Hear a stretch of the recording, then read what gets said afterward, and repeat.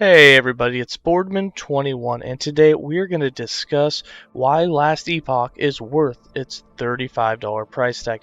This is the most asked question that I see now between streams, in Discord, and even in the game, which means they've already gotten it. But one of the biggest questions I hear is this game worth it? Is it worth the money?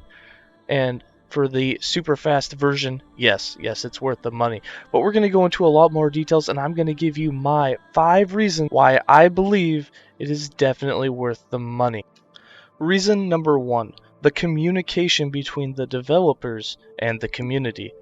This is what sold it for me right off the bat. You can literally go on Discord and talk to them. You can go on the forums and talk to them. You can go in streams, and they even pop in there from time to time on Twitch, and they're very communicative there. They'll even sometimes drop information that's coming out in the next patch that hasn't been told anywhere else. They are very, very friendly, and they're very, very forthcoming. So for putting $35 into a game that you're unsure about, this is one of the games that I trust the most. A lot of people will say you need to earn trust, but in this game, you will earn trust or just give it to them right away, because you can tell right off the bat they want the game to succeed. They are listening to feedback. They are giving the people what they want while keeping it in the version and the general path that they came up with in the beginning. And a lot of things in the game have already changed just based on the feedback between the developers and the community. And overall, the feel between the two has been very, very positive. It is in a happy place right now, and it is a game that can definitely go really far. So if you want to put $35 down on a game, but you're unsure whether or not it's going to succeed, I can tell you right now that Last Epoch is doing all the right things to make themselves succeed. And if you want to be a part of a growing community and be a part of a growing game while it's in beta, this is the game for you. You can jump in and you can get right into it and enter the conversation at any time. And they don't show anybody off. Anybody is welcome, and it's just a great place to be. So branching off of reason number 1 with our reason number 2, the production of the game. The devs have told us that they'll be releasing new patches every 6 to 8 weeks, and so far in the entire year that I have been playing it, they have done that. At 8 weeks maximum, a new patch comes out, and sometimes sooner. And they have stayed on that stream, and they are constantly releasing a bunch of new content. If you've been playing it for at least 1 or 2 patches, you already know this. But if you're someone who's thinking about dropping $35 on a game, this is a game that feels like a brand new game every time a new patch comes out. And then there's some hot fixes to fix things that didn't come out quite as they wanted. Like any game that's in beta, it will have some bugs, but it's going to feel like a whole new experience almost every time a patch comes out. There's new skills, there's going to be new classes, eventually multiplayer will be coming, but there's always new mobs, skills have been reworked, gear changes, gear has, changed, its mechanics have changed, everything is changing every couple months when these new big patches come out. So if you're looking for a game that's going to keep you wanting to play, basically we're getting seasons in beta right now with brand new stuff coming out every couple of months. It is something that will, 1, ease you into the game so you can learn it, and as things change you can learn it. It's not something like PoE where it's going to be way over your head right in the beginning. So for reason number 2, the reason you should get this game and it's worth the money is it's basically a bunch of games in one, and you're definitely going to get all of your money out of it with time spent in it. It is worth your time, it is worth your money. Reason number 3 you should get the game is because of how much content is already in it. So along with the first question of is the game worth it, the next question that people ask, or a symmetry of that question, will be, is there enough in it to actually be worth the money, or am I going to have to wait anyways? And the answer is, there is enough content in here to keep you busy as long as it interests you for basically ever. I myself have already put 3,500 hours into this game as of this video, and I am still finding new things, partly because they're always adding in new things. So every couple of months there's new stuff to test, which changes previous things that you had. But there's just so many skills and how they synergize together. And for an example here, I have the Spellblade popped up. So when you first start a character, I suppose I should start with that. We have, say a mage, and you have this class that you get to specialize a little bit with some character passives. You get one per level that you get, and you get one more point for some of the quests that you do, and then you master into a specialized class. Right now there's either sorcerer or spellblade as a mage, and we're mastered in the spellblade.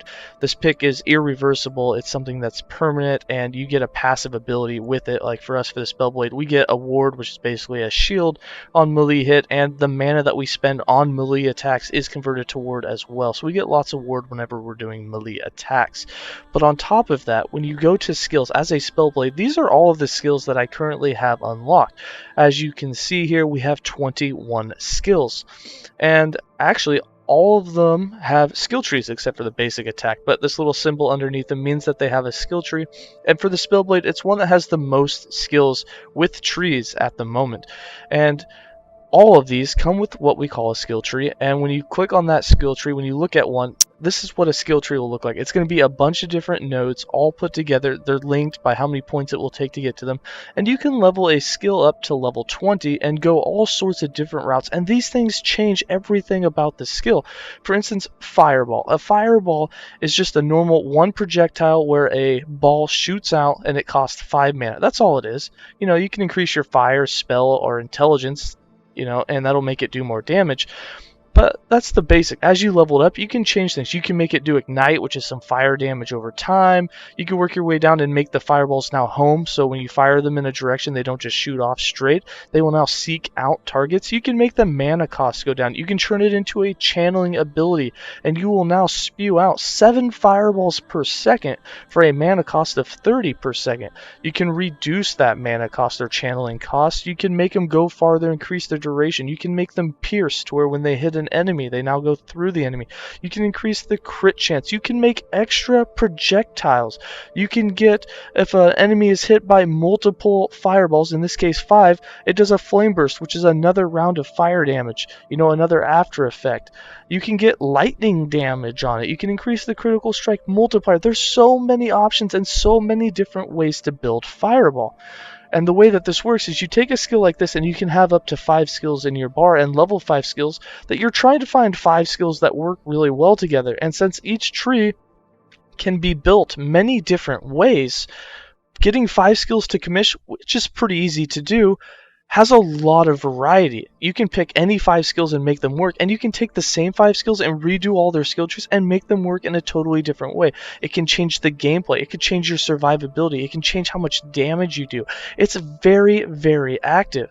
So for the skills that we have here, for instance, we're using Lightning Blast, and we have Lightning Blast set up with our skill tree to where it's going to strike the same target multiple times. Like, that's cool, but we don't even cast Lightning Blast. We actually have another skill that procs it for us. As we do a melee attack, we gain this thing called charges, which stack up, and when we get over 80 of them, we now automatically proc Lightning Blast for a percentage, or not a percentage, but for a set amount of those stacks. It'll use those, it'll consume those, and automatically do Lightning Blast while you're just using a melee skill. And therefore we have several melee skills to choose from, but we chose one that's ranged so that we can stay out of the fight. So this changed our gameplay.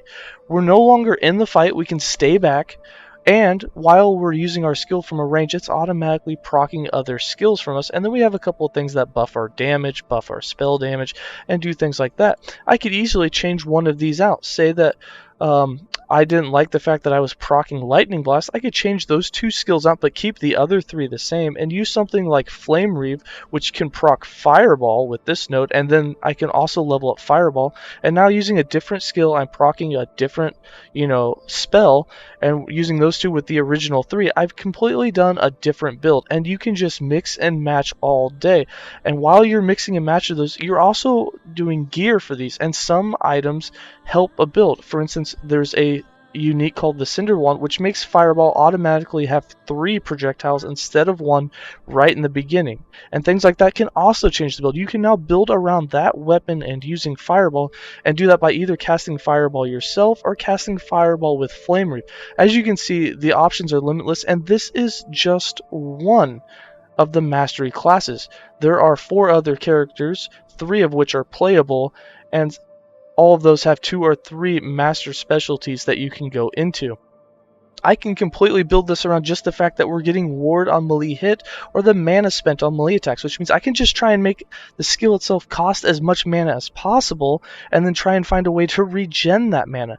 There's so many different things you can do, and then you synergize that on top of that with all of the passives that you get in the tree. You can get things that increase your spell damage per melee attack you've done, or if you've used the melee attack in the last few seconds, you can get more ward on kill or have a chance to.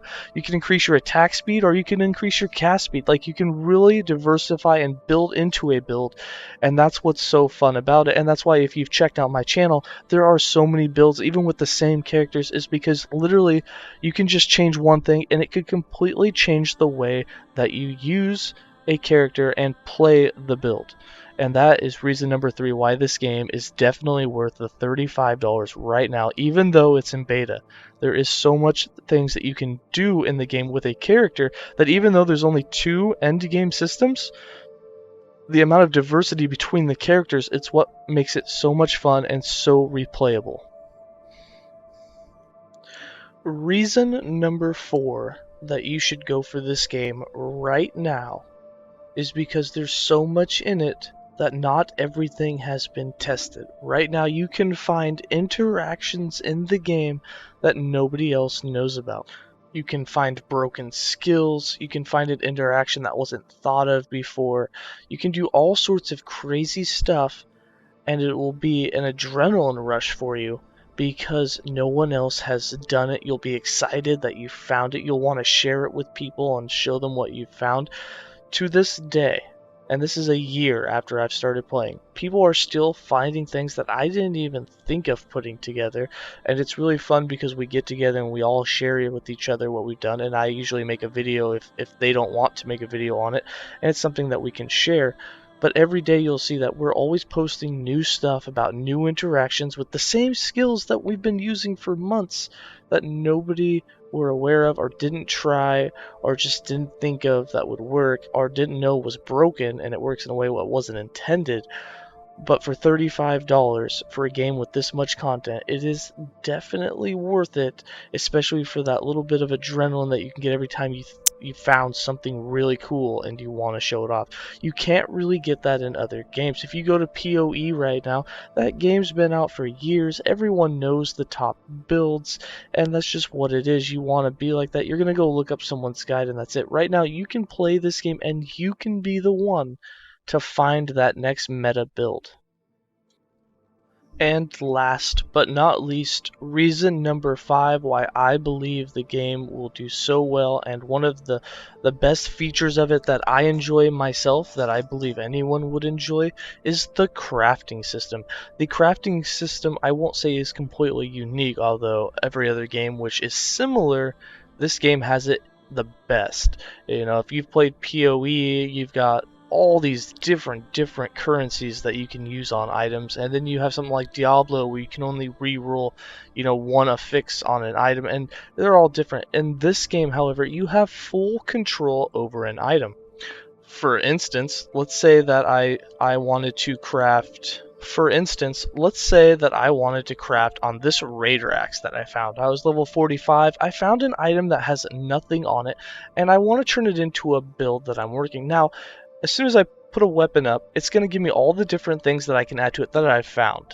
And for us, we've found most of the affixes, but we're talking about hundreds of different affixes that you can have. Hundreds.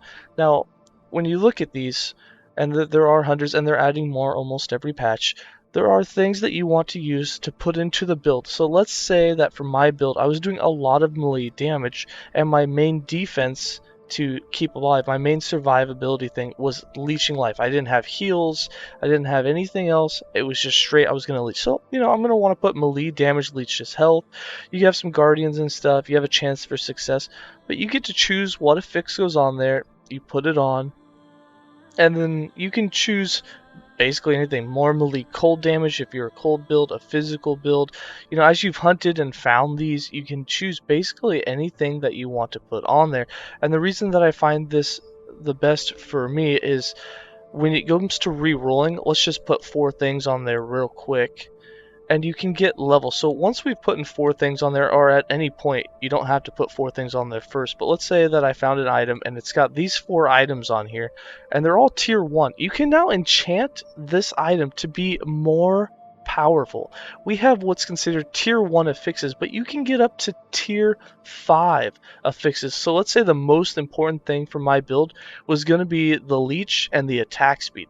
I could then at that point, depending on which one I wanted to do first, because my percentage chance is going to start to drop, I could go for attack speed first, and I'm going to enchant this. And you'll see that my chance for success is going to go down, but I can keep enchanting and try and get that all the way up to T5. Right now we have 15% more melee attack speed.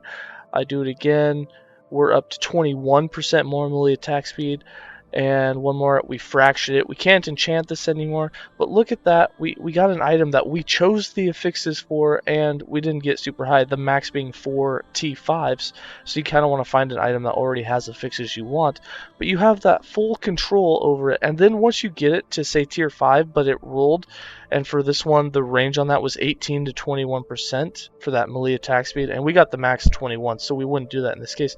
But you can find ruins of refinement, and you can re-roll those numbers for the entire item, trying to get it more max than it already is. And the crafting system is simple. It's very, very simple, but at the same time it's elegant, and it's very, very hard to accomplish T20 gear and really get those best items. So it's constantly searching, it's constantly a treasure hunt, and at the same time it feels like you have full control over it, even though it is full RNG. Those are my 5 reasons why this game is worth the money if you were to purchase it right now. I would recommend it to anyone who is an ARPG fan. Doesn't matter whether you're a casual gamer or a hardcore gamer, you're going to have a lot of fun in this game. However, I will say some things about it before you do make the purchase. This game is in beta. You should expect there to be bugs. I know that there are bugs with some people on certain clients or with certain video cards that get hit really hard because the game is slightly unoptimized, that they suffer poor frames per second. The game will seem choppy for them. Some people have had bugs where they can't log into the game, like they get to a cut screen and it's a black screen. I think that was more Linux users, and there was a certain type of video card I think was doing it. I think that got resolved in the last patch. But there are bugs, there are things that will happen. It's in beta, you should expect these things. But for the most part, this game is playable, and there is a lot of content in there and a lot of things to do, and I highly recommend it. Alright guys, that's it from me. I hope that if you haven't purchased this game yet, or if you've been on the fence and you're watching this, that one of these reasons were the reason that you decided to get it and come join us in the Last Epoch community.